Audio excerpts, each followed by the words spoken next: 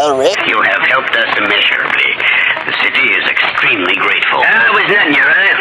I just don't go for hoodlums, that's all. Nevertheless, without your testimony to help the district attorney, the kingpin of this gambling group would never be brought to trial. Anytime you need me, I'll be around. That brings up another matter, Smith. The district attorney and I feel that you should have a bodyguard. Listen, I've been Exposing crooked politicians. around this town for years. I can take care of myself, see? Very well, if you insist. But be careful. There are powerful figures in Detroit politics. who will stop at nothing to discredit you. You asked interrogative questions around my face. It's gone. What are you doing? That is not paid for by them. That is paid for by the people of Detroit.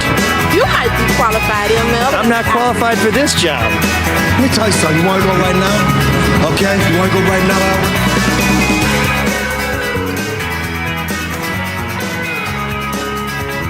It's great to be back. Sorry. It's good to know that that nobody missed a beat. That we're all caught up on turning microphones on and Oops. the MSU U of M game and the sports podcast that filled in while I was being drubbed at the polls by many sinister forces that came together to get their payback. You didn't like the show that Sean and I did last week at all? No? Oh, No Filter Sports was good. I liked it. I missed Did Bob. anybody listen? I always thought Bob was the I don't look at numbers. underappreciated part of that crew. But That was the biggest story of the week. what's that? The football game. It was old by the time the podcast happened. It was a couple of days old. Oh. So now let's talk about something even older. Let's talk about let's talk about the election. It was a great experience and one I'm not likely to engage in again anytime soon. Instead, I'm going to waste my time and efforts with two other gentlemen. That would be Mr. Mark Fellhauer, our co-host and producer, and Mr. Sean Windsor, a highly traveled sports writer who has gone from Indianapolis to Indianapolis, and perhaps later this year we'll go to Indianapolis with the Michigan State Spartans again. So that'll be I awesome. did go to West Lafayette, where I saw Mike, and it was nice to see you down there. Can I just say something? It was a touching reunion, and I only say that because I'm still troubled by the touching. Well, it's nice to have you back. Can I say this? And I think I speak for Mark. Oh boy, here time to tune out, people. Here comes some syrup. Yeah, exactly. We're proud of what you did, my man. We're proud that you stuck your neck out. Get beat by 21 points. No, you I guess you really are a Wolverine fan. Yeah, you walked out on the ledge and you took a leap, and most people don't do that, or at least a lot of people don't do that. And we're You don't regret it, do you? no, you shouldn't. Well, there's an old saying that if you don't stand for something, you won't get the shit beat out of you. I think that's It's how close. That's pretty Yeah, no, close. that's lovely. I'd like to see that on a needlepoint maybe, and hang it up over my toilet. That'd be nice. I do happen to have some time, so I may be working on needlepoint. I was talking to Mike Gill from the Michigan Peddler on the way in. My one of my next acts could be driving a pedal pub. It could be serving beer at the traffic jam or at Cadrew Cafe, or Thomas McGee's, or any licensed establishment. Is that what everyone's asking you now? Is what are you gonna do now? Is that the big question du jour? Yeah, well, I think that's some of it. Some of it is, how you doing? So I just answer the phone now, suicide prevention hotline. Yeah, you seem very, very down. Oh no, I've got some family stuff going on. This has nothing to do with the election. I'll just tell you, the election was something that was important to do. It was an opportunity to find out some really important things about the city of Detroit. And it was an opportunity to connect with neighbors and to help a lot of people and to think about ways that we might help even more people if we had succeeded. And it was also a chance to do something that a lot of people don't do or aren't fortunate enough to do. I'm not going to say privileged enough, because I was cast as someone who was privileged throughout the campaign, even though I was raised by a single mom and had a lot of other people help us get through our adolescence. I would not say we were at all privileged. We struggled and we succeeded and we overcame, and that's what it's all about. Well, to that point, but I was fortunate that I was able to take a year without salary, and this podcast did help in that regard. By the way, if you'd like to sponsor this podcast or donate to this podcast, we'll have some more information on that later on. It's actually not that complicated. Just say, send an email to mlsoladetroit@gmail.com and we'll get back to you. But it was a great opportunity to really connect with people and to have some real honest conversations, because I think one of the problems we have in politics today is very few people get involved in politics who don't have an ulterior motive. Very few people have very honest conversations, and very few people, really go all in. There was no plan B for me. This was succeed or die, and I'm not going to die. I'll do something else. Not. But as I said at one of the churches where I was fortunate enough to speak, that I rarely, if ever, get the things that I work for, that I think I deserve, or that I expect, but I always get what I need, and I'm sure that will be the case this time as well. We'll see. Well, that's very touching. I think Mark and I have a few questions, predictable questions. Thank you for not just brushing that away with a throwaway comment. No. You said predictable questions. Did you see that, Mark, in his promo for the show? But that's okay. This is a safe space for Mike, right? Finally? Oh, great. Okay, because I was waiting not to for be you though, Sean. I was waiting to get linked up with some more hate groups or be accused of living somewhere I don't live. I mean, it's never gonna. It's Sean Johnson over there. Yeah. So you mentioned the whole thing about being. I think Sean was going to say something. I just was saying we have some questions. Go ahead, Mark. I have some. You have some. Let's go. You mentioned the whole privilege thing, and it's kind of a topic that's floated around. You are a white man, believe it or not, that ran against a black woman, and I think a lot of people wonder how much of a factor is that in the race, and how much did you think that was a factor in the race? So there's a lot of factors in the race. One of them includes that my opponent had run for office 4 times in the last 7 years and has been active in the district. So she knows a lot of people, and those are benefits you have. I was known to a lot of people because of my time at Fox 2. So that was a benefit that I had, although we found out later on that while people recognized my name, they didn't necessarily make the connection to Fox 2 or the Problem Solvers, but there were a lot of people who did try and make connections, basically casting me as the tormentor of public officials who don't look like me, and trying to accuse me of persecuting people, beginning with Kwame Kilpatrick. We had a volunteer who was working at the polls at Osborne High School who said there was one guy there who was paid to be at the polls who was just walking up and down as people were going into the building, just saying, don't vote for him. He's the one who took down Kilpatrick. He's the one who do people buy that shit though? I mean, you just reported on what he did. So as I thought about this throughout the race, and we intentionally didn't talk very much about Kwame Kilpatrick and tried not to talk about him too much on this show because he has nothing to do with this race. He has nothing to do with District 4. He has nothing to do with the future of Detroit politics. So, why would we talk about that? It's just a distraction. It's irrelevant. It's counterproductive. But I kind of came to embrace this.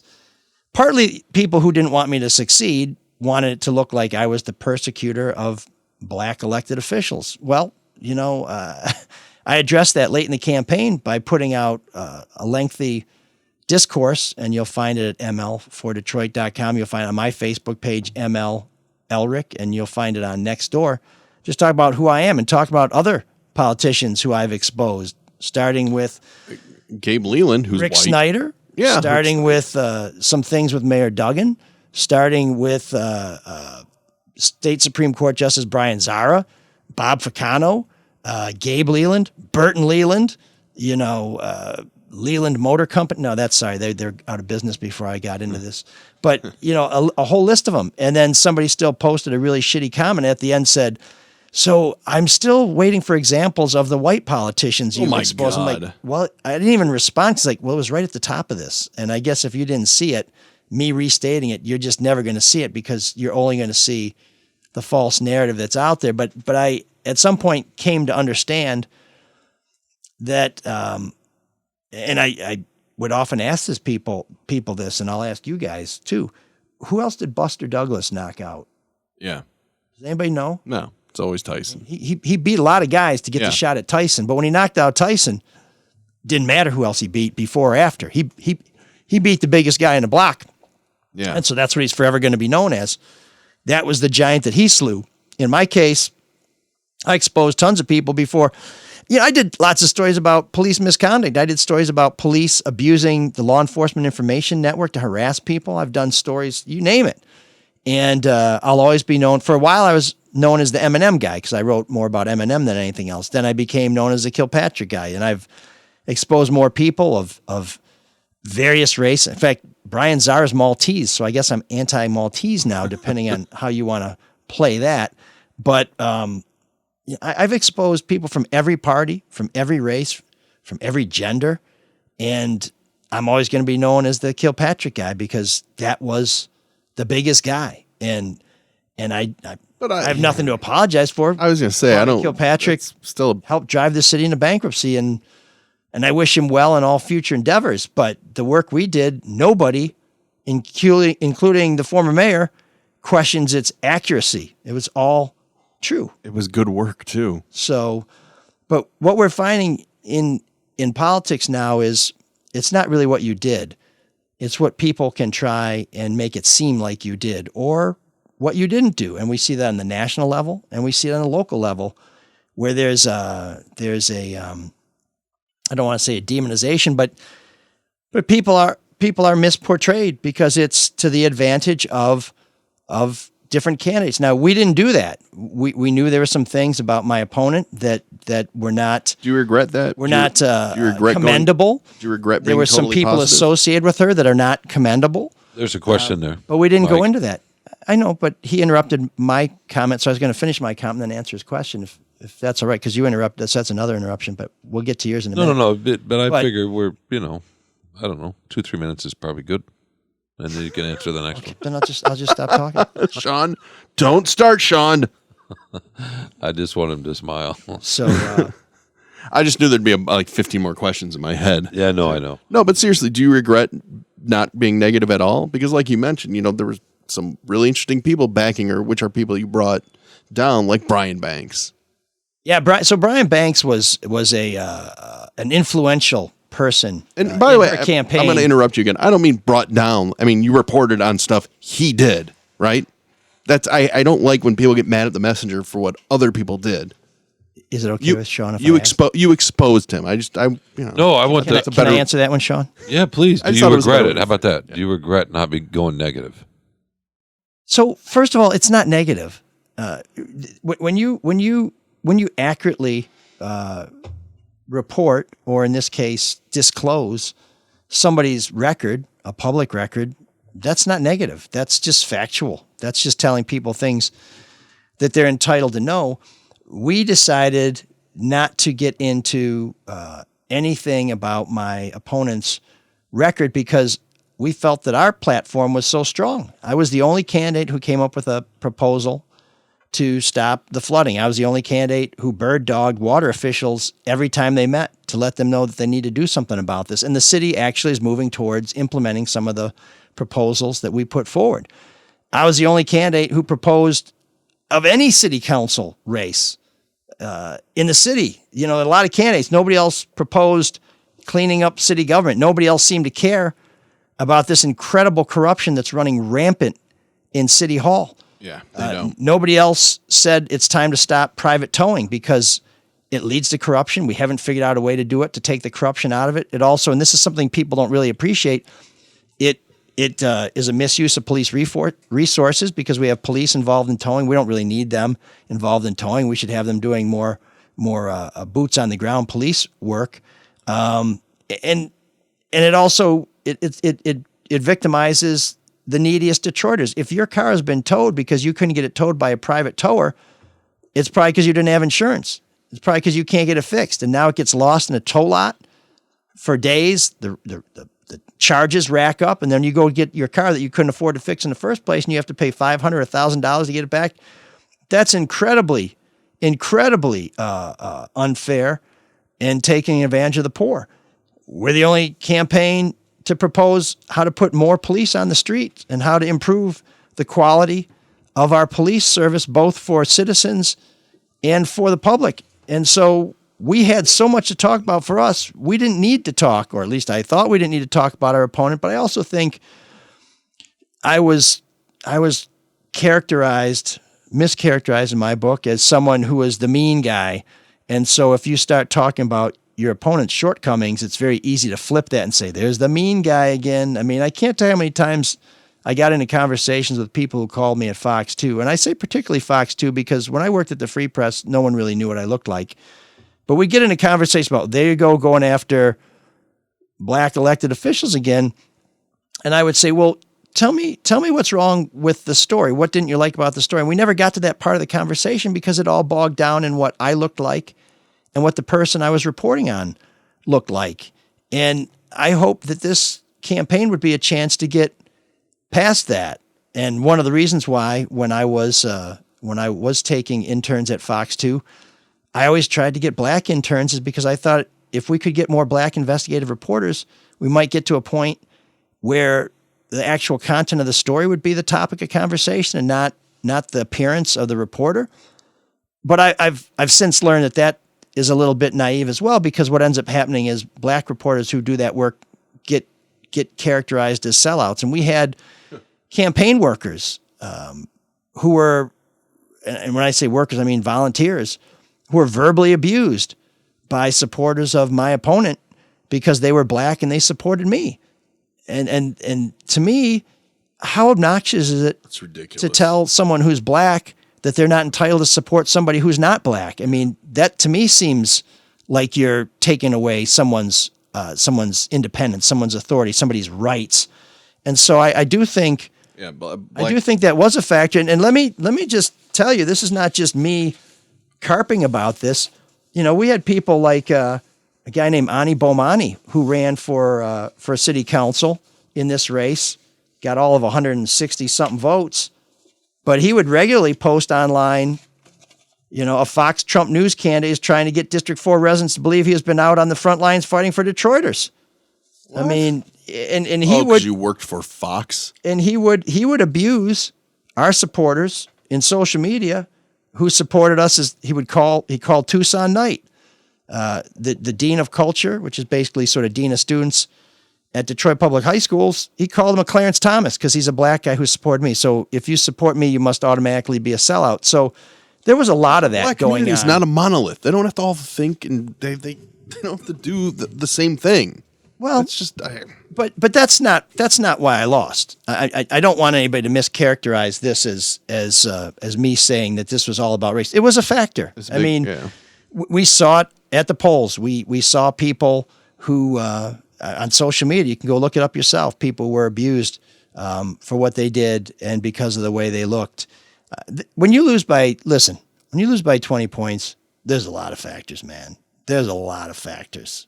I have a question for you. And some of it, and I think we need to be very clear about this, is I ran against a very attractive and an experienced candidate. And when I say attractive, I don't mean how she looks, although I think she's appealing to the eye. But I mean, she's spent a lot of time serving on public boards and bodies. She's devoted a large portion of her life to public service. And I think when you put the two of us next to each other, if you only see what we advertised about ourselves, you would say, wow, those are two pretty good and well-qualified candidates. And I think it would be foolish to think that people strictly voted against me. A lot of people voted for her. In fact, way more people than I would have liked voted for her. But it's also because they believed she would be best for the job. And I truly hope that she succeeds in this job, because if she fails, we're going to suffer on the east side some more, because we just had a failure in there for 8 years who's on his way to prison, and we don't need any more of that. That bar's pretty low. Sadly, yeah, that's true. I have a question for you. Do you regret not going negative? Did you not filter any of that through there? I mean, I No. thought I answered that directly. No, I'm being serious. Look, I'm proud of the way you took the high road in that, and your point about politics being ugly. It's not new though. You know this, right? I mean, John Kerry was swift boated. When was that? That was 20 years ago, right? Or 16 years ago, whenever it was, and it goes way, way back. So, I'm curious. Do you feel good that you ran the campaign you did, looking back, or do you have any? I wish I would have got in there, and because I know you had some internal discussions. You talked about that, right? Some folks had different ideas about how to approach certain things. That's natural for a campaign. Well, let's just say I knew more about my opponent than the public did, and I put some of that down to a strategic decision by our campaign to only talk about ourselves. But I also put some of that down on the media. Nobody covered this race the way I would have covered this race. That's Nobody very in true. Detroit covers politics the way I covered politics, which is find out everything you can about the candidates, put it on the table, and let people make their own decisions. Is that a lack of resources in the media? Going negative was never a thought for us. And again, I don't consider it negative. I consider it, No, that's a full good point. Good disclosure. point. I mean, a lot of folks do consider it negative, though, right? That's the but there were perception. some things that people deserve to know that I wish they'd known. I mean, nobody really knew that Brian Banks was playing a leading role in her campaign. And he would call people who worked for us to try and get them to support my opponent. He called people involved in politics to berate them for supporting me. And also businesses that put my signs up were harassed. In fact, there've been some people sweating the Caju Cafe, which had some of my signs out there, which is really unfortunate because one of the things I talked about in the campaign was I wanted to support businesses. And I didn't, there were businesses who said, we'd put your sign up, but people come in and say, we're going to be boycotted, so we can't put your sign up. And I said, take it down. I'm here to help people. I'm not here to try and make it harder to make a buck on the east side legally. But Brian Banks, a very nefarious character, 9-time felon, cheated his friends and neighbors when he chiseled credit unions. He was harassing our poll workers on election day, including a wonderful widow who worked with us at the Free Press many years ago, Sean, who lost her husband tragically and just moved back in the neighborhood and was out working at a polling place at a church. And he's in her face. She's all about 4'9", and this dirtbag is hassling her like nobody's business. And he had been hiding the whole campaign. And then on election night, he's on social media in videos dancing, in my opponent's asshole. T-shirt and leading the conga line and everything. And these are the kind of things everybody involved in my campaign I was proud of. We'd put them on the front page of the paper if we could ever got any friggin' coverage. But these are things that I think people deserve to know. But we made a decision not to share everything we knew because we thought it would distract from our message, which we thought was strong enough. And because, there would have been some political backlash. I think that's just being candid. But here's what I do regret. And this is all on me. I thought that being the candidate of integrity, the candidate who wanted to end the culture of corruption, the candidate who has a track record of rooting out that cancer in City Hall, the candidate who offered a plan to continue doing that work, I thought that would be enough to win. I thought that was an important message when the only guy I knew was a crook in City Hall was Gabe Leland. Well, since I got into the race, we found out there's one other crook, and there may be two others, and there may be more. And at a time when Detroiters could take a look at City Hall and say, we don't want any more of that. We're done with that. It's time for us to find someone who we can trust, who won't put up with this kind of crap. There's no candidate who stood for that more strongly than me. It felt to me like I was the right person at the right time with the right answers to all that's wrong with Detroit politics. And I alone can fix it. voters, no. That's No. a joke. That's a joke. That's Well, a like joke. all your jokes, I'm laughing. it's not funny. Well, Mark's laughing, But- but that's okay. Yeah, well, it's great to have you here, Sean. But I was wrong. People chose on another basis. Do you think it'd be different if you ran for the at-large? I mean, I know why you went District 4, but if you ran for the at-large seat, I thought about that myself. probably be a lot harder, wouldn't it? More money, Yeah. plus, I knocked on so many doors that I was seeing people 2 and 3 times. I was on their porch 2 and 3 times. That wouldn't happen citywide. Yeah. And so I'm really just wanted to do what I could to help my neighborhood, my neighbors, as best I could, and put an end to the culture of corruption. But I mean, here's the deal. There's a lot of assholes out there, who make jokes like Sean and think they're funny.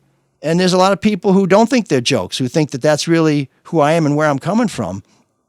Wait, did you just call me an asshole? I'm trying to be nice. But yeah, you're an asshole. Did you understand that was a joke, Mark? Yeah.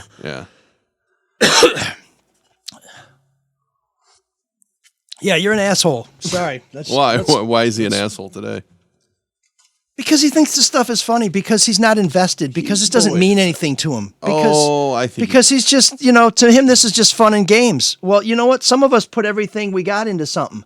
Some of us put everything we got on the line and don't appreciate that. You know what? And I'm going to bite my tongue right there. But what you just go said. ahead. No, you say what you have to say. Because what you just said is the problem, my friend. When you say some of us put everything on the line, you're implying nobody else does. What have you put on the line, buddy? Every time I write.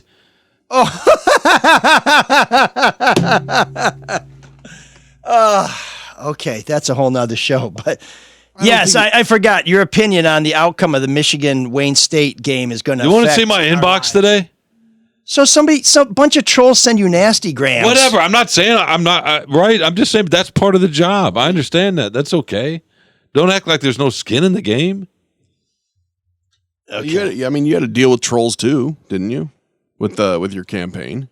Oh, everybody deals with trolls. Yeah. I mean, I got a whole stack of troll. I don't know. I mean, I'm just not clear how this the next column on who's going to be the shortstop for the Tigers is going to improve the lives of the good people who live around here. I don't think he was trying to diminish what you did. Maybe it is. I don't know. Do you think he was trying to diminish what you did? I think it's just a I mean, Sean, shallow. You don't think he cares? A shallow, poorly thought out cheap shot coming from a wellspring of such things. But that's okay. That's all right. That's. Well, I don't know. Sounds like it struck a nerve. Well, listen. When you put everything you got, when you put your family out there, sure. When you hang your future on the line and have people for 10 months basically make crappy comments like that, and then you have one of your friends and partners make it, I guess I just don't appreciate it. I don't know if I can be more direct than that. And I think people who do stuff like that are assholes. So I mean, you want to be direct? You want to put it all on the table? There we go. But doesn't it matter where it comes from? I mean, he's not. I don't want to speak for you, but oh, you can speak for me. No, yeah. Well, maybe that makes it even worse, because when your friends who know that kind of stuff is offensive do it anyways, it kind of makes you wonder. Wow, with friends like these, why don't I just run for office again? How is that offensive? You're comparing me to Donald Trump, even in jest, somebody who I find to be the most reprehensible figure in America. I was not comparing you to Donald Trump. Did you understand that, Mark? I got the reference. I mean, I didn't, maybe because I know the nuance, know who you are. I don't think you were trying to, I don't know. Compare you to Donald Trump? Of course not. Let's hear about those trolls. You mentioned Trump earlier, Mark, right? I did? Oh, that was off the air, though. Oh, sorry. Don't try to get me on the other side of the firing line here. ML? Hey, man, you guys work it out. You guys got this figured out, man. I don't have anything figured out. We'll have another bang-up show. I'll just sit here on the end. Are you all right? I mean, seriously. It's just our politics is messed up, and one of the reasons why it's messed up is because there are people who just aren't paying attention. And I think Sean is a fairly intelligent, erudite gentleman, but all too often this all seems like fun and games to him because it doesn't affect him. It just doesn't affect him. So it's just not that important. I mean, so that's okay. That's fine. It does affect him. I mean, we've all listened to the last couple of shows. I think it does affect them. I think whether Detroit rises and falls, Sean's life goes on the same as it did before. I don't think he's going to, well, it's not part of his universe. Don't you think that's true for a lot of people in this metro area and people in the city? I think that's why they don't care about public corruption, because they figure, Happens anyway. Nothing I can do about it. Just make sure my trash is picked up. Make sure my road is plowed. And I think you're onto something. And this may be the fundamental flaw that my campaign made. And since it's my decision, it's the fundamental flaw that I made. I think public corruption is the biggest problem that we have in Detroit. I think it is one of the biggest problems we have in southeastern Michigan. I think it is a cancer that threatens to kill us. Yeah, it's everywhere. And I think there's a lot of people who just think it's silly or just don't think it's that important. I think Sean's one of them. Well, I mean, Sean has kind of a passive attitude towards people who have no disregard for other people's property, rights, or lives. And so it comes off as these sort of throwaway, smart aleck comments. And I'm just like, I'm sorry. I think a lot of people think, yeah, whatever happens in Detroit, big deal. Well, I'm not one of them. And I've put everything I got on the line to try and stop Detroit from being a place that turns into New Orleans, where it's just rampant corruption, or Chicago, where you know you're only going to get a building permit if you hire the right lawyer that's recommended by your alderman. I was trying to put a stop to that, or at least to be a break wall against that. And I failed. And one of my failures was that I thought it was a more important issue to people. And so, yeah, that's a sore subject to me. But sure, I just think there's people in your district, though, they're living their lives. They maybe just don't think that big, I guess. I don't know. Oh, absolutely. They're entitled to. They're entitled to. And as I said, my opponent has or I should say my councilwoman, talked a lot about how much of her career she's devoted to community service. And I think that was a very good and a winning message. And I devoted, I would say, arguably an equal amount of my career to serving my neighbors, arguably longer in my particular neighborhood. And we didn't push that hard enough. Maybe that was a strategic mistake that we should have pushed it. But to me... Did she have a platform? Just about everybody who runs for city council has some history of community activism. Sure. And when you have 9 council members, it's okay to have one who has a particular specialty that seems to be especially suited for the times we're in. But yeah, I was wrong. That's on me. Would you ever move out of the city? Are you kidding me? I mean, are you fed up enough to? Because we had that email, I think 2 weeks ago, that said if I was him, I'd be out, man. Yeah, I don't understand those people. I don't understand the Sean Penns and the George Clooney's and the I'm moving to Canada guys and I'm moving wherever. Why would you? If you love a place, why would you leave it to?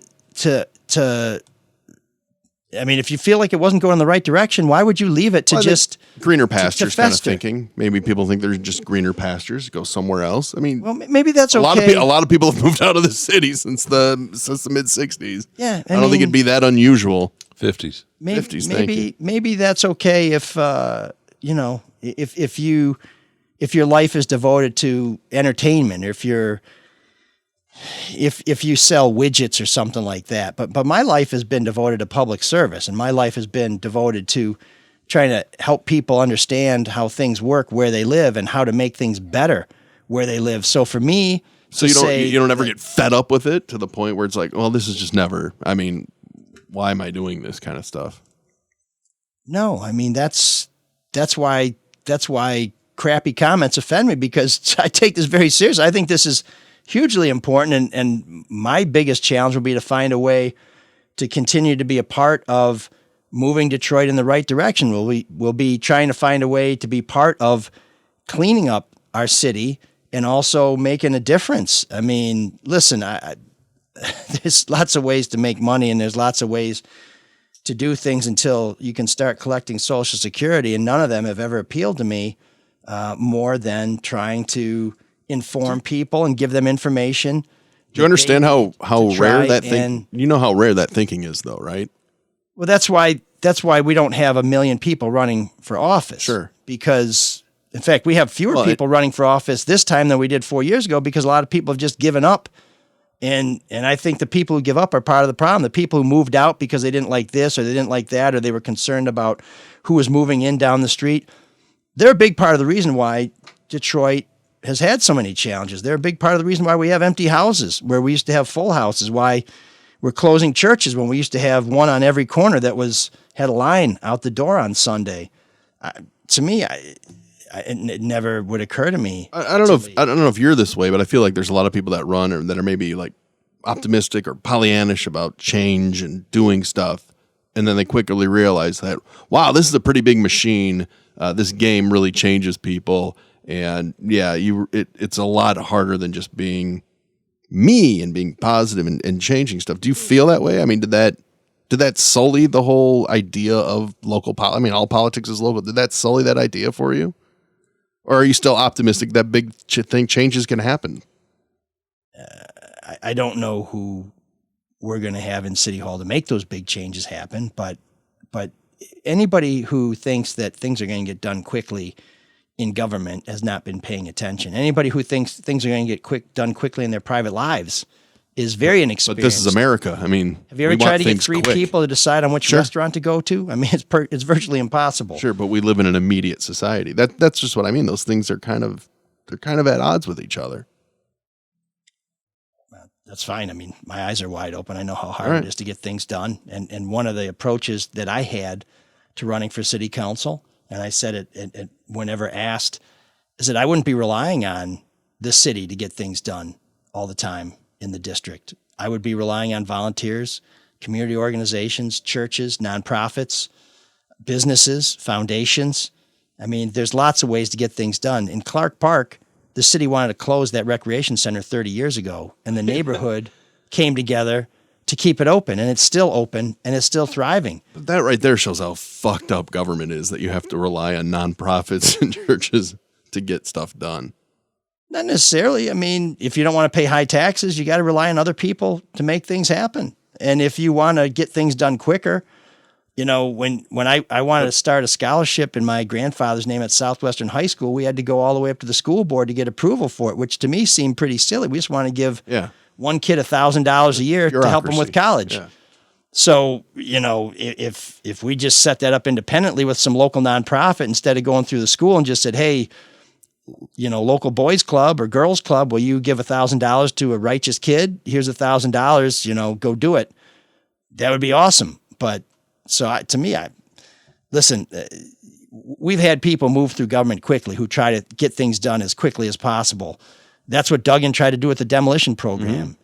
We found out why it should be a deliberative, well thought out process. We see things happen in Lansing where the legislature will jam something through in a lame duck session, and the first thing they do when they reconvene the next year is to amend that legislation because there were all sorts of things they didn't consider that turned out to be screwed up because they didn't have public hearings, they didn't have time to study it, they didn't have time to benchmark it with practices, best practices, other places.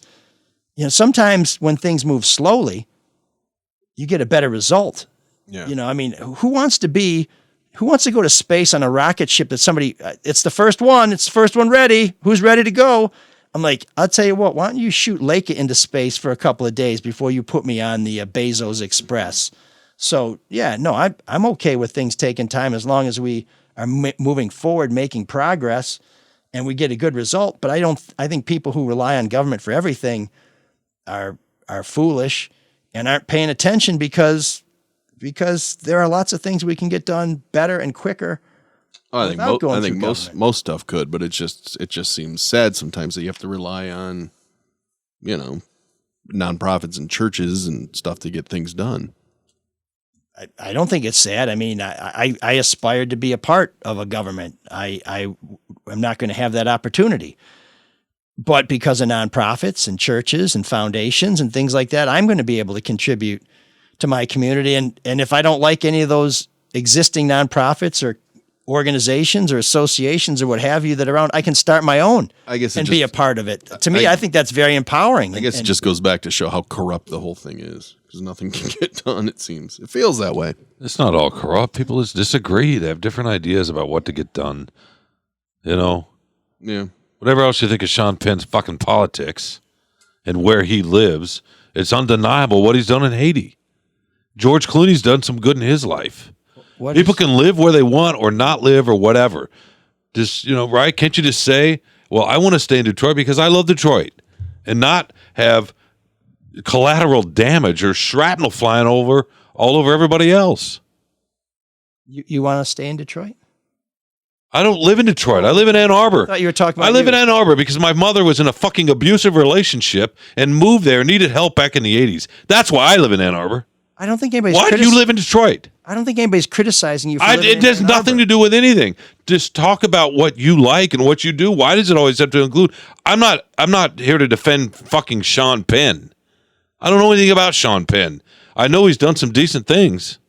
How did Mark's question about me leaving Detroit become about you and Sean? How did it be? You brought Sean Penn into it when he asked you about living in Detroit, and that's my larger point in all this. Keep it about you. Could you get to why? Why would we keep it about me? Why can't we talk about bigger things? Because he asked you a question about, well, do you want to not stay in Detroit? And the first thing out of your mouth was to go rip into somebody else. Well, I think what it is Could we get Sean Penn on the Butterfield 8 line to defend himself? Or is he too busy defending, what's the guy from Gattaca? The greatest actor of our generation, Jude Law? Oh, yeah. Yeah, no, I think so. Let me just try and break this down. Let me do what we would call the Cliff's Notes version. He asked me if I had thought about leaving Detroit. I said no. And then I illustrated that by saying I think people who say they want to leave someplace because they're upset about an outcome, An election, yeah. I find them to be obnoxious, and I also don't think that they're no one ever devoted to does. Right, exactly. I knew exactly what you were doing and what you said. It's just very little evidence to support that statement. Exactly. You just said you find it obnoxious. Why do you need to say that? Because Why? I also Where went does on- that again, urge come from? We can rewind this if you like, but it's called show or tell and then show. So I'm also saying that I think people who feel like if they don't get what they want, they can move. They're not devoted to public service. They're devoted to entertainment, and they're devoted to maybe something where it's better for their business, or they're not as grounded to a particular geographical place on the globe. And I used the example of two of the most prominent people who keep threatening to move when they don't get what they want at the polls, which is Sean Penn. I don't think that's deniable. This guy's always like, well, I'm leaving. I'm moving here. George Clooney was like, well, if this guy gets elected or that guy gets elected, I'm moving. And of course they don't, which makes it even more risible. That's just hyperbolic. But I'm drawing a distinction between people who say that and what their career is, and my position and what my career is. I thought that was pretty clear. And I'm I asking you apologize why for any draw the confusion. distinction. That's all I'm asking. I thought I just answered that What question. is it in you that you need to draw that distinction? That's Because my I think question. There's differences between people. Do you Of course there are understand that? differences between people. We all understand that. Why did you point that out? I guess if I can't make you understand based on what we've just gone through, I'm not sure. No, I want to know don't what's have those inside. powers. That's what I want to know. How were you feeling going into the election? That's what I'd like to know. There you go. The night, did you think you were going to win or not? When you did not win, how did that feel? Felt better To than Mike this. Elric, right? Did you want me to try and help you with that other thing that you're not comprehending? No, I still don't know why you're in Detroit. Why? Because I'm not like entertainment people. I guess I'm a politic person, so I'm going to stay here. I want to serve my community. That's fine, but I want to know why Mike Elric likes Detroit. So wait a Exactly. minute. Which question do you want me to answer? And second of all, you've known me for over 20 years. You've been on this show for almost 3 years, and you don't know why I live in Detroit? We're on a podcast. I want you to explain that. Not explain, but talk about that. Is this that mysterious? Well, You is this a sincere question, or are you just trying to be No, a it's dick? a sincere question. I'll tell you from Okay, well, from maybe my- all of the above then. But okay, boy, I don't. I got a website on this. I've been on this show. I've known you for No, years. I don't want a website. I don't want. No, I know, because that campaign would stuff. require effort. So okay, No, it wouldn't. Let me Yes, it would. Let me That's polished bullshit. I want to know what's in the heart, man. let me rephrase it. Is there anything that could ever get you to leave? If Sean moved in next door, I'd be out. Oh, the but next I would never do that because obviously I don't care about Detroit. Right. How did was this a become joke. about That was you a and your joke. feelings about Detroit? You had I don't nothing know. to do You with brought it. that up again.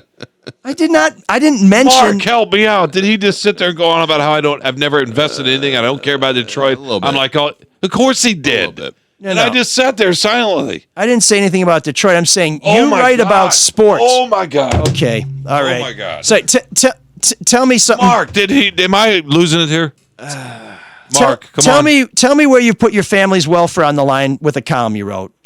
Enlighten me, because I haven't read all of them.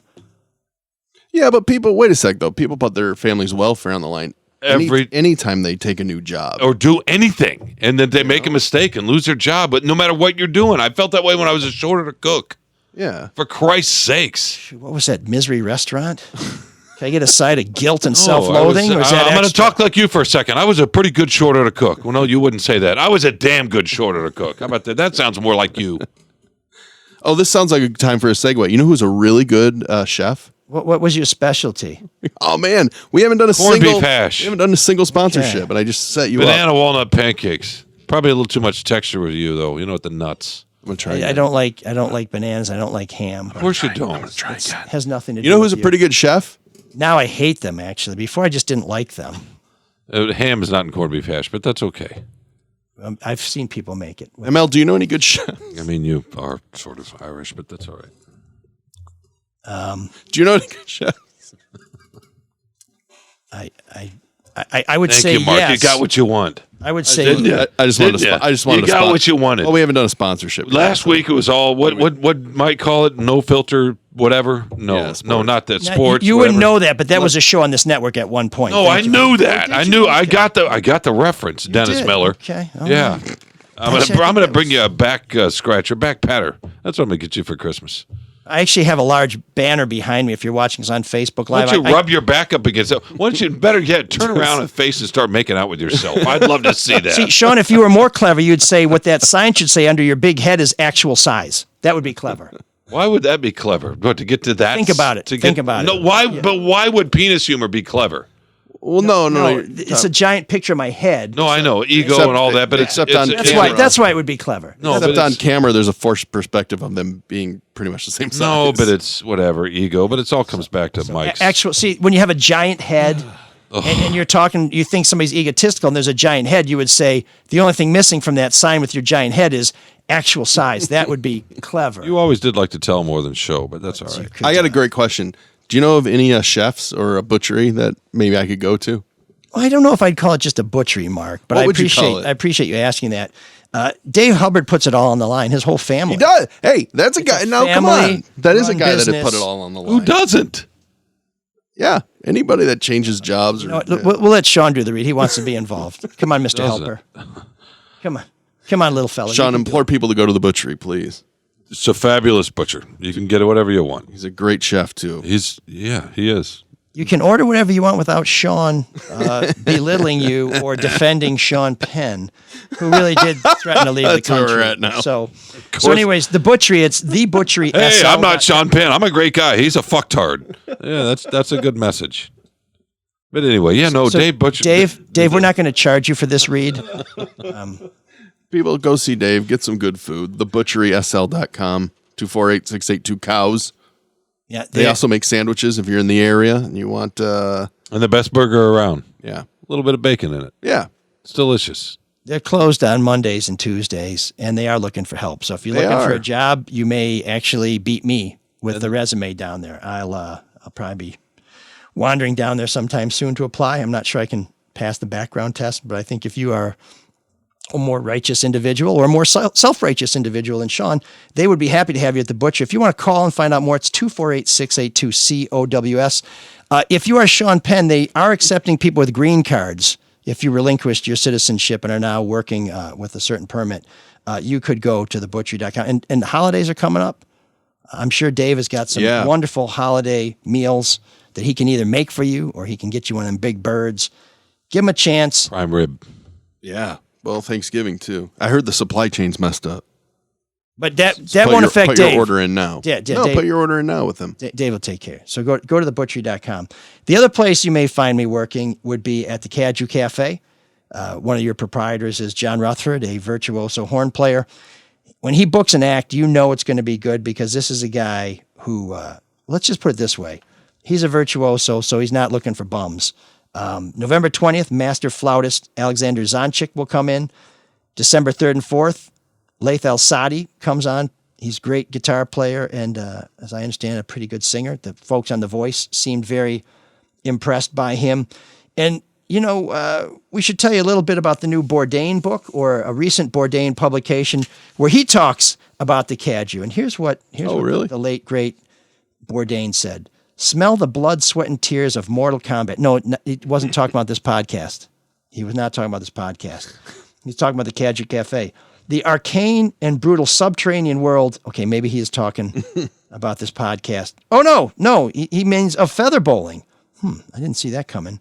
The arcane and brutal subterranean world of feather bowling. He may be speaking hyperbolically. Welcome to the Kaju Cafe. On the outside, it looks normal enough, but like one of those anonymous warehouses in Thailand from a Jean-Claude Van Damme film, inside, it's a very different story. The only place in the world where traditional feather bowling is played every day and night as well. That's the Kaju Cafe. You can find out more at kajucafe.com. Check them out. It's a great place to go. You can get a beer there. And until recently, you could see a ML for Detroit sign there. I hope they don't regret that because people have been hassling them, but that's what happens. That's horse People shit. get hassled. Yeah. Go see them because they're being hassled. Go give them some business. Plus, there's pretty good food there. Great food. Pretty good mussels. And that is where we watched the Michigan State game before we went canvassing on October 30th. That was they got a big screen there, so it's a good place to watch the game too. Trying to get us back on track. Well, we got a little the shit show. we got a little Maybe leave- not. Never mind. Leave live footage here, though. What are you trying to get us back on Wait, track? what? You love this. Don't. You act know what I like- do? I thoroughly Exactly. Oh, So man, don't sit here. I'm trying to get us back on track when you're going to tell us off the air later. Oh, that was a No, I great like- show. I- or I- next week. God, I hope we have fireworks like we Let did me a just week say ago. this. I find fighting very interesting. I find awkwardness to be the best. I don't know. See, Today feels a little too awkward though. You puppeteer. Does today feel like? Does it feel? Is it just me? People on Facebook, is it just me that feels it's a little too No, awkward? Kimberly's messaging saying that Sean being a cook made me think of Sopranos when Vito was hiding out in Vermont. That's totally The random. Vermont cook makes him Johnny cakes. So darn funny. The Johnny cakes. Now see, Daniel's on Facebook and he says, "So much fun, such a shit show." So, right? to your People- point, I guess, right? I know, but I feel like today. I know. I don't enjoy this. I'm glad you do. Little I too guess the awkward. listeners, And I'll tell you why it's awkward, because ML, you did put your ass on the line, and you really did want to do something and fix city council. Oh, that's not why it's awkward. Well, He did do that. No. It's he did awkward. do that. It's awkward because Well, I I insulted wasn't finishing Sean my thought. Penn. no, that's not. No, it's not. awkward. Sean I think Sean was Penn. pissed off well before that. Sean Penn tragically lost a brother. I'm sorry. He was great in Reservoir Dogs and in Bill and Ted. Oh, I guess that wasn't him, but His brother, right? yeah, it's just on behalf of me and my family, I just want to apologize to the Penn family. The Clooney family, I don't care about. Did you think Sean belittled your run for city council? No, I think Sean just keeps making the same joke that I've asked him not to make, and it plays into a narrative. It's just tiring. What but that's joke fine. was that? Fine. That you know what, Sean? We're just going to move on because I'm tired of saying the same thing over again. I would talk to my dog, but he still shits in the back room too. Well, if you want to put your ass on the line, you should maybe have some good investments, right? That's a good way to, before you put your ass on the line, make sure your money is. Thank God, if I set wasn't good with money, Sean would say cheap, but that's fine. If I wasn't good with money, Frugal. I never could have Never said done cheap. this. We're just going to move on. I'm just trying to go into the read because strategy. You want a good Yes, strategy. You need to prepare for your future. If you're going to take a big gamble in the present, you better make sure somebody's watching out for your future. And who should they call? Well, Luke Nowacki, of And what's course. his number? It's 1-800-LUKE. Not even Doesn't close. put up with Sean Not Penn's even close. bullshit either. He would not. No. Is that too many letters? 248-663-4748. Luke Nowacki at Pinnacle Wealth. He is the guy with rational financial advice. What are you going to do with your money? Should it be in bonds? Should it be in stocks? Do you have a 401k? How should that be allocated? All those tough questions. Luke knows what he's talking about. Get advice. Get a strategy. Once again, Luke Nowacki, Pinnacle Wealth, 248-663-4748. Because he'll make it all about George Clooney. Sweetheart. Securities and investment advisory services offered through Royal Alliance Associates Inc. Member FINRA SIPC. Royal Alliance Associates Inc. is separately owned, and other entities and/or marketing names, products, or services referenced here are independent of Royal Alliance Associates Inc. Do you have anything else you want to reference or talk about regarding the campaign? Or do you want to go to geek? Right after the election, somebody posted something on social media, and I just want to preface this by saying it was not Sean Windsor. Is it Sean Penn? Somebody wrote, no, he's where he lives. They've blocked Facebook. I have never been happier but to see someone lose an election, and there's a bunch of different emoji faces and some sort of What a cock. party hat. But actually, it was not a gentleman. This was they posted this The other C word then. a minute after posting on something where I said I just put a post on social media, just said no chicken dinner, just kind of Yeah, I saw that. taking the lighthearted no winner, no chicken dinner. With a picture, yeah. The response to that was,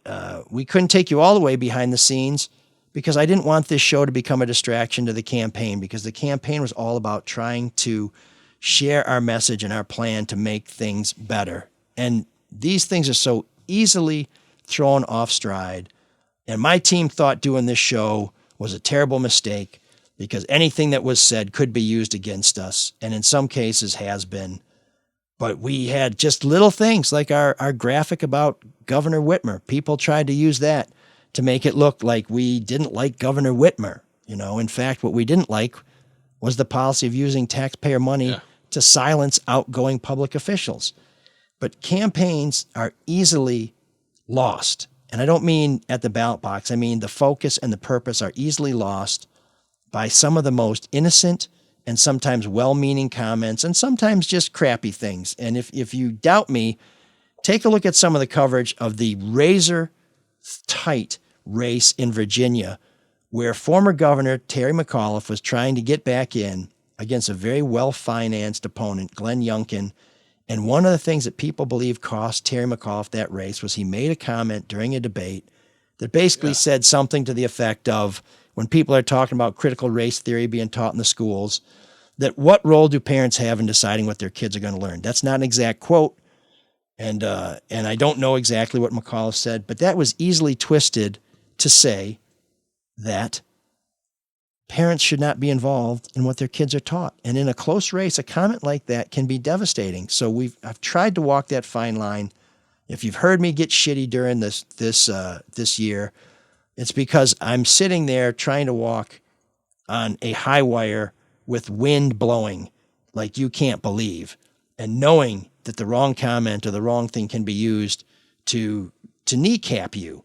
And there have been times when I felt like my partners on this show were not fully cognizant of that, or because they thought they were being funny, or because it was a throwaway comment, they would say things that could be used to basically undermine our campaign. Not that that was their purpose or their intention. I know, in fact, that it wasn't. In fact, one of the worst things about this podcast has been listening to these guys say nice shit about me, like, oh, we think you're great. We hope you win. You do a great job. Let's just get past all that crap and just talk about stuff. This show shouldn't be about blowing sunshine up anybody's ass, because I don't want colon cancer any more than the next guy. It's not crap and it's but not the issue sunshine. is, It's just let me people that just care finish about and then you can talk. Please. Jesus Christ. Please, it's rude to interrupt. And you're right. There is no ham and corned beef hash. It's corned beef. I apologize. I bet yours was yummy. But the thing is, I'm not making a judgment. this show shouldn't be about, okay. This show shouldn't be about any one person. Yes, my name is on. I happen to find it very boring when people talk about me, but I'm told to talk more about me. And we're getting a lot of feedback from people who say the show has gone down the hill because of the campaign, because we talk a lot about campaign stuff. Well, we tried to take you someplace you'd never been before. We tried to show you things that you might not otherwise see. And if you find that boring, then I guess we'll try and do better. But today, we've kind of been all over the map because campaigns are controlled chaos. And so we wanted to share some insights, or I wanted to share some insights. And I want to talk about some things that I couldn't talk about before because I thought that what it would do would distract, and it would potentially interrupt the message we were trying to put out. But I've been accused on this show before of acting a certain way only because I'm a candidate. But listen, I will never be happy about being jokingly included with people who I think are awful. So I'm going to continue to object to that stuff from this point forward. So if you don't like that, I'll just put an apology on the table and with no expiration date. And now I turn the microphone over to Sean, who has something very portentous to say. And pretentious. You set it up like that, he can't win. No, he's bubbling. No, here's what I would say, and I'm going to go back to the top of the show. In all sincerity, I really do admire that you ran this race, that you left your job. Boring. Dude, just knock it off. Sorry, I got to interrupt. You left your real. job with a steady paycheck to go run this race, right? And when I say I am proud and admire, respect the way you stuck your neck out, I'm not talking about the finances. Because you would not have done it if you were putting your entire future life, financial life, at risk. You're too smart for that. I'm talking about the heart and soul and sticking your identity out there and then having people say yes or no, I like him or I don't. Not to mention all the crap you're going to get along the way, which I know you get a little bit in journalism too, but it's not nearly as personal. It's not the same degree. That's what I admire, going out there and going into churches and speaking, getting up on the stump. That's not easy to do. Can you just piss them off again? You know what I mean? I think that was my point. This is a good time for me to give Sean and Mark the ML for Detroit. No, seriously, that's what's my point. So quit saying, "Oh, I left this and I left that and I did this." That's what everybody does. You know what I mean? That's what I don't like. Feel like you're because then you're diminishing other shit. Well, you don't have to like, but I just disagree. So bullshit! Your fucking house is paid off. Your wife has a good job. You're not out in the street like millions of people out there. So quit talking like that. What you did was admirable, absolutely. But you didn't put your future life at risk. And when you say that, you're diminishing people that fucking short order cook or collect garbage or write shitty ass sports columns or whatever. So this was the compliment? No, it started off as a compliment. Okay. But then you flipped me off with a pen or whatever. No, it's a free pen. You don't want a free pen? I thought it was to go stick it somewhere. No. And Sean, you'd probably. Sean, I wanted to go. You would have liked to put it up there yourself. I'm sure. I want to try and make the peace here, but everything I have and own and my ability to exist forever is in that pen. I sacrificed all that for that pen, and you're going to turn that back on me? I think I'm glad I have a new pen. Why don't you use it to make some corned beef hash? I have a new pen. There you go. Free pen. Hey, if you are ever interested in moving and you need to finance your house, I know who you can go to. Actually, my house isn't paid for, but it is financed by Hall Financial. There you go. Call hallfirst.com, 866-CALL-HALL. And, you might as well do it now because who knows what rates are going to do. You can call the mortgage experts at Hall Financial. Free 5-minute mortgage review. Is this awkward to do a read now after that rant? No, okay. Because I don't know. You're sitting there with your arms crossed now. So if you get that very financial, intimidating. If you want to get that financial review, you might want to note that my wife gave up her job for a while to help with this. But I know that doesn't make me better than anybody. No. Nor do your rental properties all over the place either. So that's fine. Yeah, no. It's just for the record. I'm going to put David Hall aside for a minute. I don't know at what point you thought I said I was better than anybody or where you took that implication. What I said is I put things on a line in a way a lot of people don't. And if you think writing your column, where you put some little bullshit out there about Tom Izzo is the same as what I did, I'm not going to apologize for thinking there's a big difference. There's a big difference, pal. I'm saying everybody in their own way put something on the line. Of course. Then say that. Something. Stop saying what you did was, come on, man. You had a good message, a great message. You know what? You need to decide whether you really think what I did was great or whether it's just some bullshit. Because I love what you did. And I don't give a shit what you think about what I did. I did what I did because I thought it was the right thing. And I'm sorry that you made such good waffles. If I in any way diminished they weren't waffles. the Vermont syrup that you poured on your buckwheat, then you can kiss my Irish ass. You know what? This was a little and diner. Kiss the Scottish This cheek was too. a diner but supplied by Cisco. So if you think that's some hip bullshit, fuck you. How about that? Nice. I guess you really summed it up there. Yeah. Back to the reading. Dave Hall's very good, by the way. Yeah, please go see him.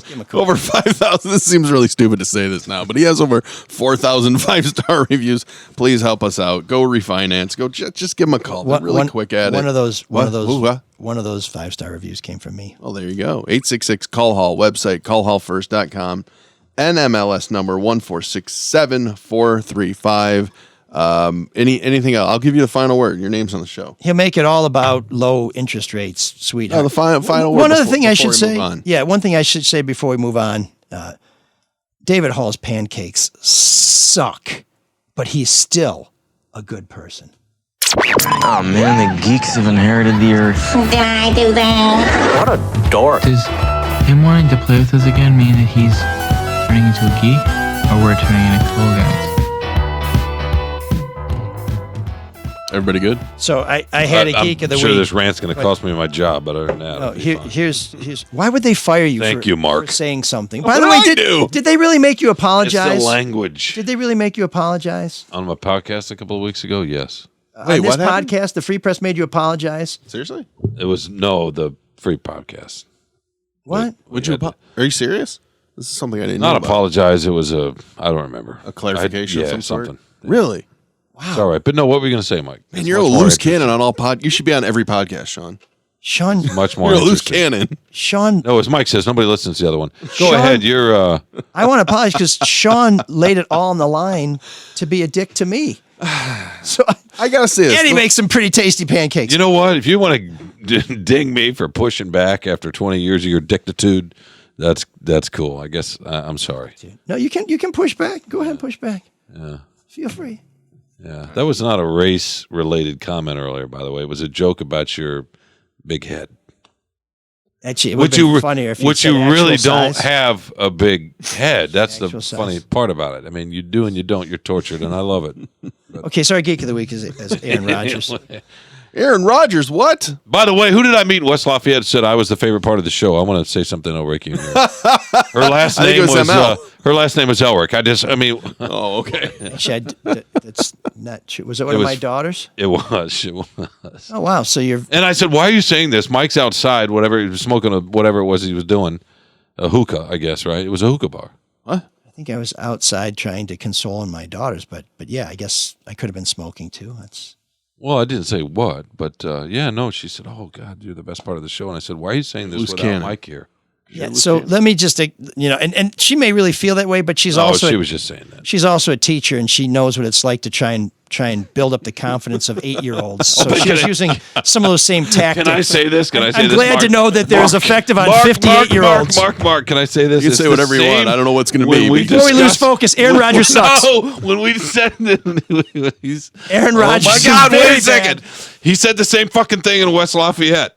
He used the same joke. Well, that's good. That's good use So of a joke. he got it. You know, it was new to used me. It, now he's using it here. He workshopped it, and now he's. He was very proud of himself because there were Should some be. journalism students at Michigan State. was the sitting joke? there and something about remedial, and she, of course, she said that being a because teacher. yeah, exactly. That I was It's a a remedial solid joke. student. Oh, Yeah, actual size. you said the same thing. Should always recycle a good joke. Yeah, no, that's good. Actual size. Yeah, one of the things I really like about comedians is every time they go out on stage, everything's new.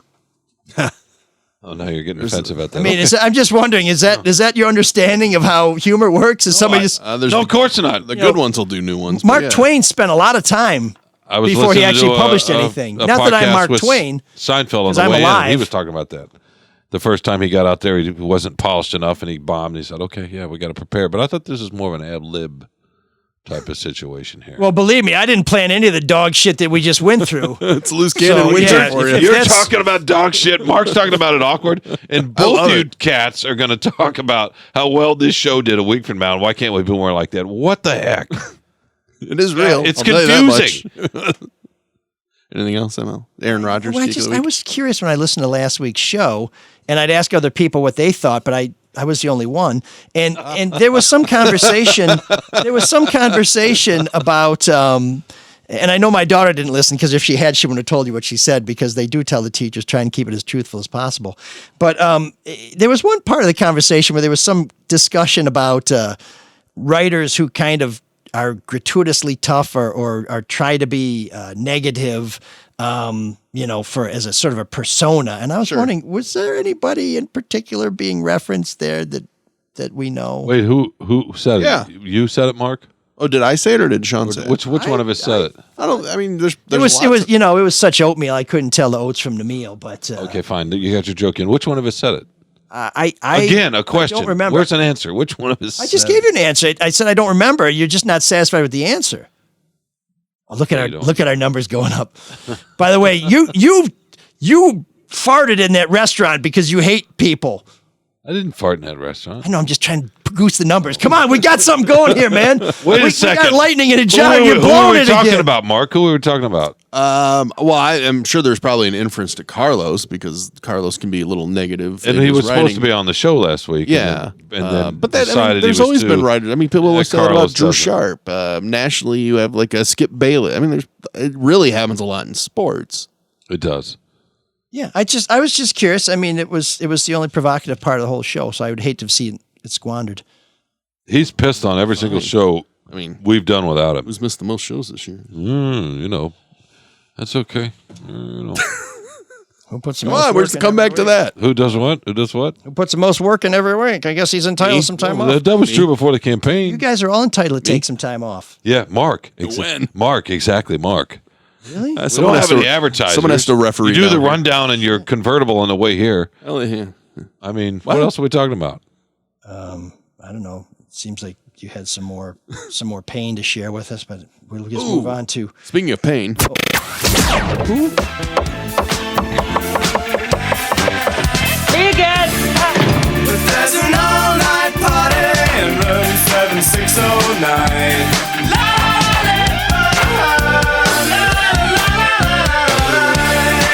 And you can dance together all night if you've got the time.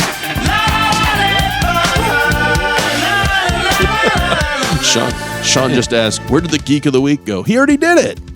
So I heard you say Aaron we're Rodgers. blinded with your rage. Well, it spoke for itself. But, Yeah, all I heard was Aaron Rodgers, and then we What else can be said about it? sidetracked. So He's got a nice haircut. Aaron Rodgers. That's another lie. Aaron Rodgers turned to Joe Rogan for medical advice. Okay, and he took Ivermectin. So that's all you need to know about how geeky he is. I just don't like Good. that he lied, but whatever. And like Tyler Bertuzzi, a previous Geek of the team Week, has a loss. Yeah. when he doesn't play, his team loses. Yeah. And when you're a teammate, when you're the leader of the team, when you're an MVP, when you're an all-star, you do everything you can to play in every game. People risk their lives. They take shots that numb parts of their bodies that they should want to feel so they don't tear it to shreds. Like Delbert in North Dallas 40. Remember when his knee popped? Remember that? You could hear it all the way across the field. When they say it's a business, you say it's a game. When we say it's a game, you say it's a business. People will do whatever they can to get on the field, like Shark LeBeau in any given Sunday. He needed that one more sack, even though it may cost him his life, even though he may get paralyzed. They do whatever they can, fictional or non-fictional, to be on the field. And Aaron Rodgers did not. That's why he's our Geek of the Week.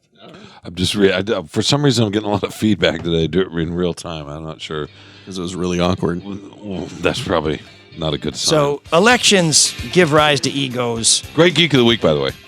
I can't wait to hear you guys fight while we're playing the song. And those were lovely pancakes. So we're going with somebody we talked about on the Drew and Mike show. I like to promote the other shows on the podcast just to help them out. This is Morrissey with November Spawned a Monster. Oh, shocker.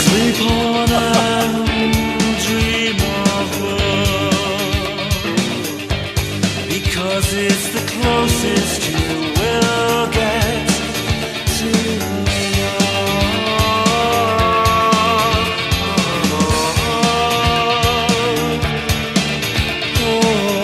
a twisted child, so ugly, so ugly.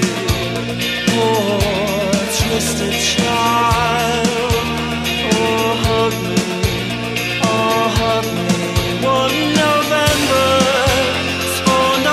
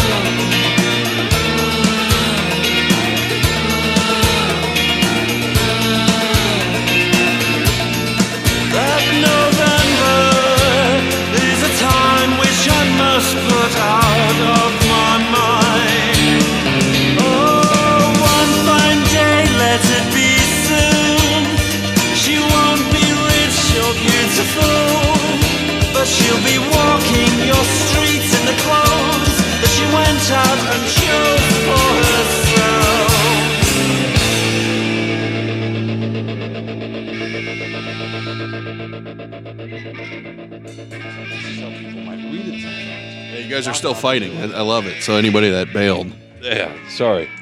So Are you that sorry? I don't know. No, I'm not saying what he thinks I'm saying. just to be clear, Of course, keep doing those stories. They're important stories. Nobody We're knows- talking about nobody how knows what you're they're talking viewed. about, though. Everyone just heard Morrissey. No I one know, else. exactly. We're just talking about how they're viewed. Not from me, but from some folks.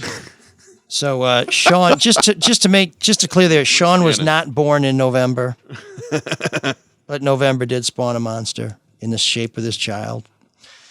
This is one of the more controversial songs by Morrissey because it basically says there was a child who was born disfigured and needed assistance. And the whole purpose of the song, as critics said, was, oh, here he is saying, she never should have been born. The whole point of what I believe the song to be is that there was an attack on Morrissey for being insensitive, when really, when I listen to it, first of all, I hear the amazing bass lines by Andy Rourke, some great, just absolute driving bass line.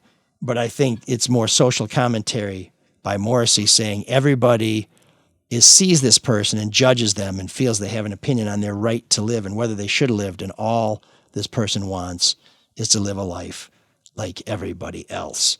And it was some very pointed social commentary that many people misconstrued, and it's all wrapped in a fantastic song, and not as keen on the video, which is Morrissey kind of dancing around with his shirt ripped apart on some rocks. I'm not really sure.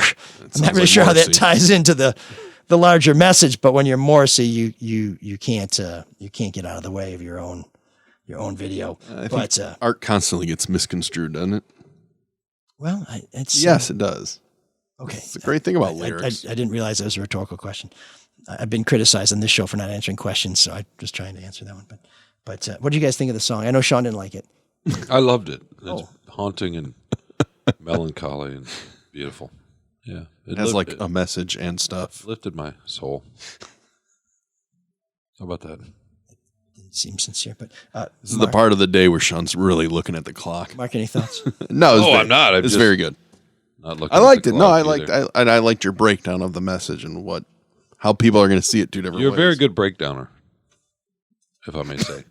I'm not any better at breaking down than other people. I just want to be clear. A lot of people break stuff down. It's all broken down. We're all breaking down. It's good. Okay. Well, Room 7609 is where we try to take underappreciated new wave songs and bands and elevate them and maybe tell a little story along the way. Because at one point, this show was about long and short stories well told.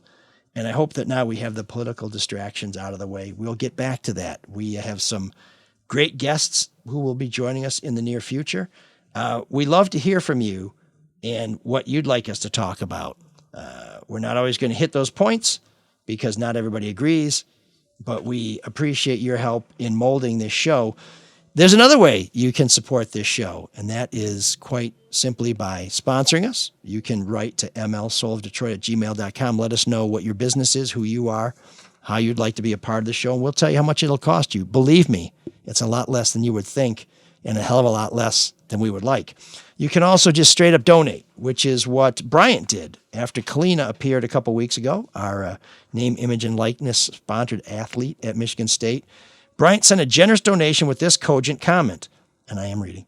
I asked that this be distributed 50-50 with the show and Kalina, since she was a real trooper waiting to plug her podcast while ML and Sean did their verbal jousting, which I do enjoy most of the time.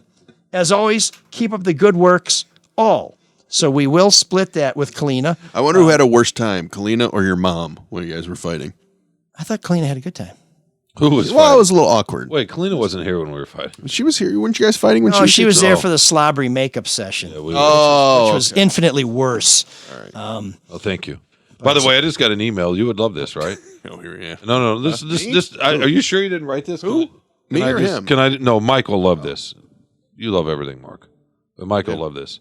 I just finished reading your column in the Free Press, and I can't believe that you think it's okay for officials to cheat. That's how it starts. Wait, what? And so you're going to be unemployed immediately? Oh, no, here we go again. Because some troll wrote something, you're now destitute. Really? Are you destitute? No. Okay. I'm just trying. I'm I trying. am. I'm No, trying I'm to. just trying to. I'm trying to answer hyperbole with hyperbole, I'm trying to diffuse hyperbole. I need money. Are you destitute? or as you might say, hyperbole with hyperbole, Hyperbole. which is where I think the Michigan No. I Wolverines just will be thought headed. I didn't. I'm not talking about that. I'm The talking. pool I've and read that hyperbole. to you because I thought you liked that kind of thing, right? What? This guy thinks that I'm justifying the officials making bad calls. He's calling it cheating. That sounds Elrickian to me to make that leap. Let me tell you. Bad calls, Harbaugh, Michigan State, Michigan, and all that. You know that. The most important thing I learned, and it took me a long time to learn it, is to ignore the trolls. And we did read some troll comments, but it was merely to provide some evidence and some support for some broader observations and statements that were made earlier in the show, because I don't like people who just throw shit out there and can't back it up. So that's why. But yes, I would, Sean, my advice to you would be to ignore those folks. No, sometimes I respond to them because I appreciate them reading. You know, they're customers. Well, I plus, guess. that's just a fun thing to argue about. Well, I don't. That'd take up way too much time. But yeah, I do try to respond to some. You don't want to give them the hi hat. Loose kid in Windsor thinks that would take too much time to argue about something trite. With all those people, as John Polito said, right? Ooh.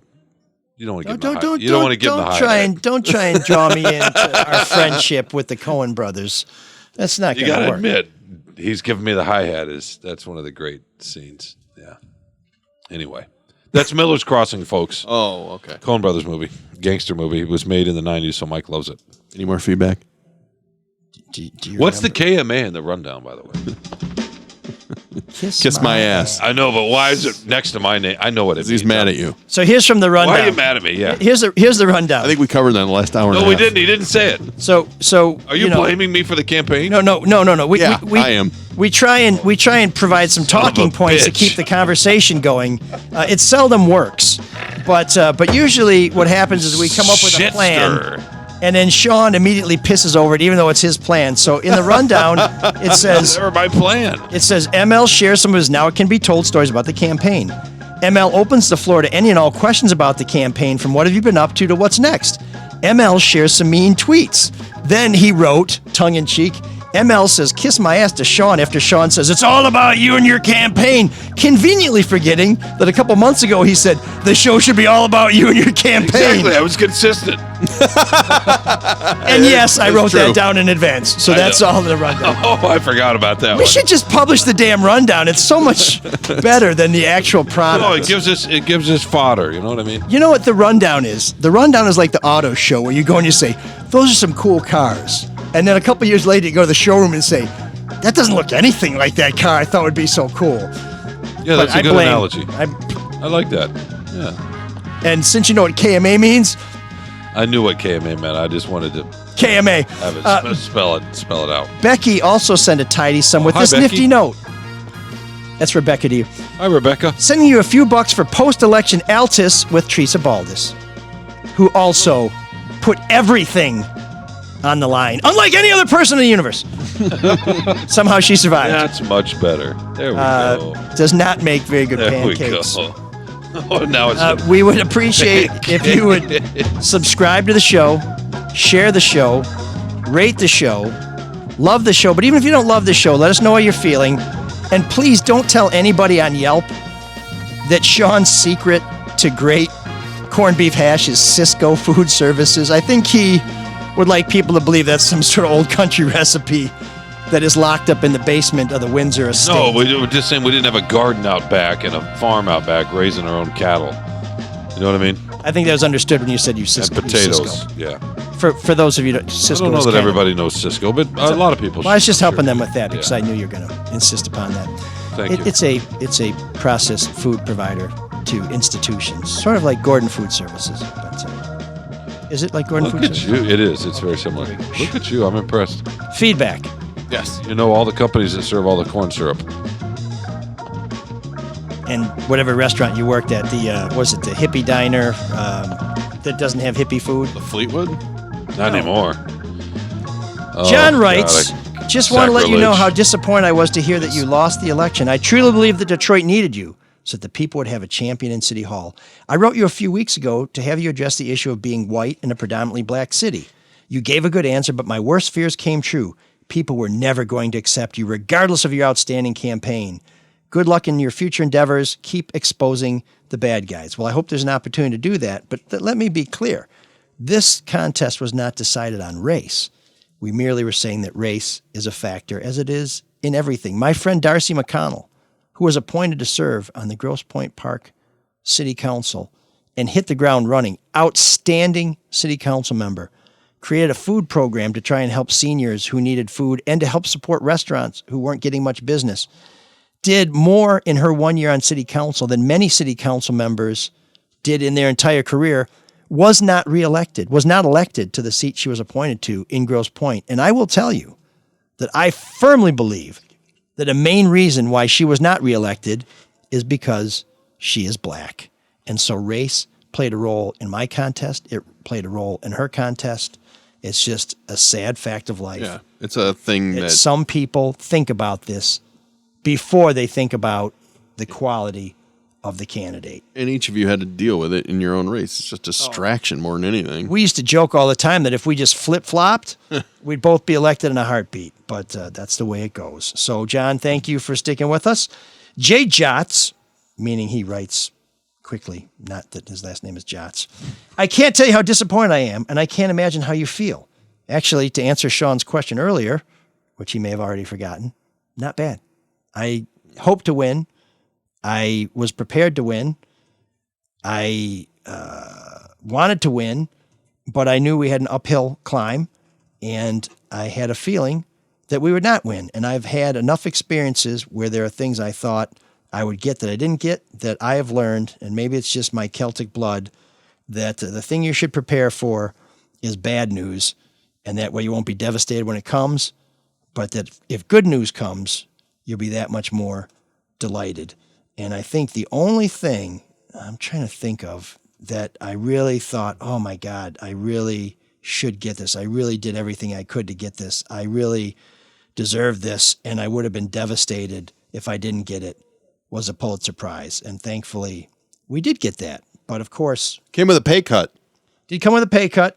And the Pulitzer people were dicks. And so you kind of learned that even when you get the thing that you wanted and that you believed in, that at the end of it, you're still you, and that doesn't change anything, and it may change other people's perceptions of you, but what matters is the work you did, the experiences you had, the people you worked with, the lives you changed, and that you need to get out there and do it again tomorrow. So that is an important thing. And now, back to Oh my God, he's so deep.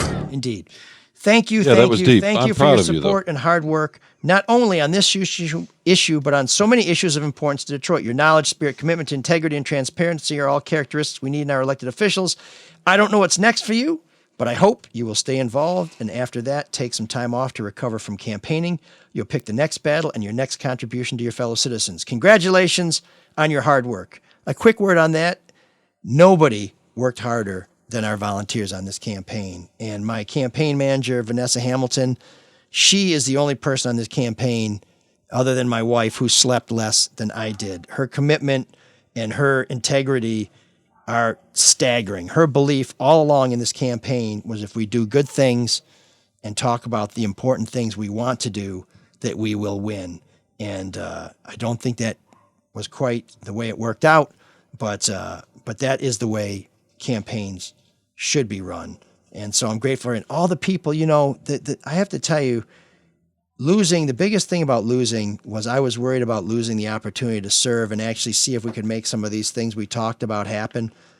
But the biggest thing that really made me sad was all the people who put so much into this, all the volunteers, all the people who had faith in me, who took time away from their families, who were out there in the cold, who were out there in the hot, who got rained on, who maybe dug deep into their own pocket to support the campaign, or who put their reputations or their organizations' potential success on the line, because when you back the wrong candidate, people remember that.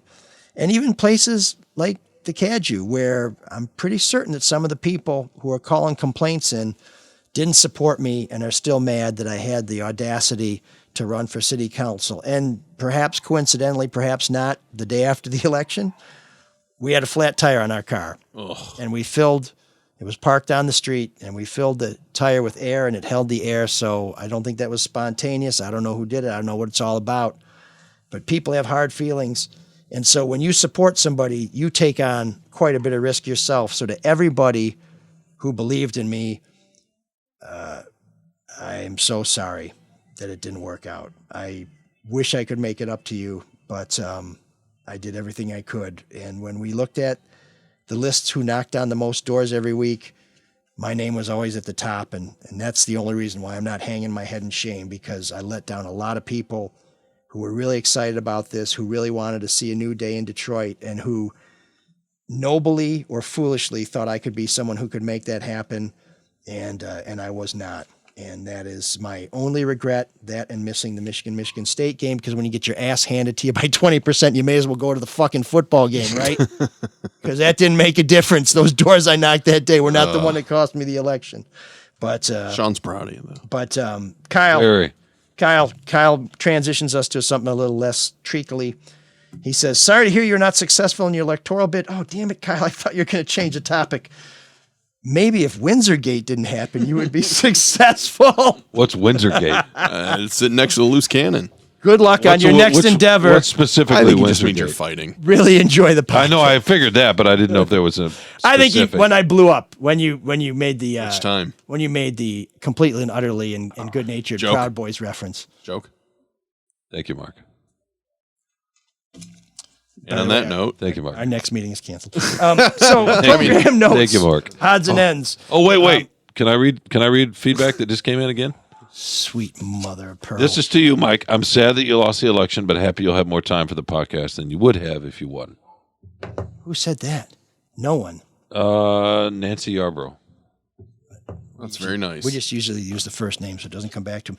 I will just say it's on you Twitter. Can't do anything right. Oh, okay. It's on Twitter. Yeah. No, is that a public forum or I don't know. Some people put it all on the line. But here's the thing. No, as far as I know, only one person's ever put it all on the line. One other reason, and this may be a damning statement right here. One other reason why my team didn't want me to do the podcast is they felt it was a distraction from the campaign. And while the quality of the show not true. While the quality of the show might have been true. May have suffered in some people's minds, I will just tell you that I did not lay off the podcast. We did get started later than we did typically. Not that we were ever terribly punctual, but I don't feel like I cheated the podcast as a candidate. And again, since I got absolutely and utterly smoked, I don't have to sit here and say, although, wait a minute.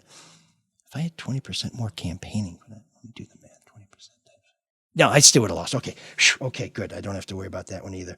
So yeah, no, we're going to keep the podcast going. A lot of people have said, what am I going to do next? Stay in politics, run for stuff. It doesn't seem likely, but... You're going to keep the podcast going? Really? Well, Sean says now he's not so proud of you anymore. That's nice. It's going to be a little. I'll look forward to listening to you and Mark. It's going to be a little pared down. Yeah, well, that's I assume. Be a little leaner and meaner, well, or a little leaner and less. You and Mark will be it'll be nice. Well, I'll enjoy listening to that. You can cater it with all your processed food. I'd be happy to cook for y'all, for sure. Are we doing a marathon today? Your wife asked me to cook for y'all over the weekend, and I told her I would. Very nice. I'm going to want to have a tester. So no one ever did. So here's the other thing about the podcast. I thought this might be a way to generate enthusiasm for the campaign, volunteers or donors. So far, the only person who is associated with the podcast in any capacity, as far as I'm aware, who donated or volunteered was Dennis across the street and Tim down the river. No. There's a young man out there with the same last name as mine who did. But he's not a big podcast fan. He loves the podcast. Well, he told me he likes 2/3 of it. Oh, okay. Well, but yeah. Hey, that's what happens. Of course, you're going to be his favorite. He's my son. No, I didn't say that. Obviously, you're going to be his favorite. No, he hates Fellhauer. He's like, he's just a shit stirrer. Nobody. I don't blame him. He mangles all those elaborately orchestrated intros. Yeah. My inbox would disagree. Maybe not Mark. Listeners of this show. However, he is a master puppeteer. No, I'm not. I just sit here. Oh, yeah. Oh, if I was a master puppeteer, I would have hit the outro 45 minutes ago. That's awkward. Oh. I mean, I do have another job to do today. That is awkward. So, you mean the guy up there blaring the music that I can hear through my headphones? And I've done no problem. It's crazy. What?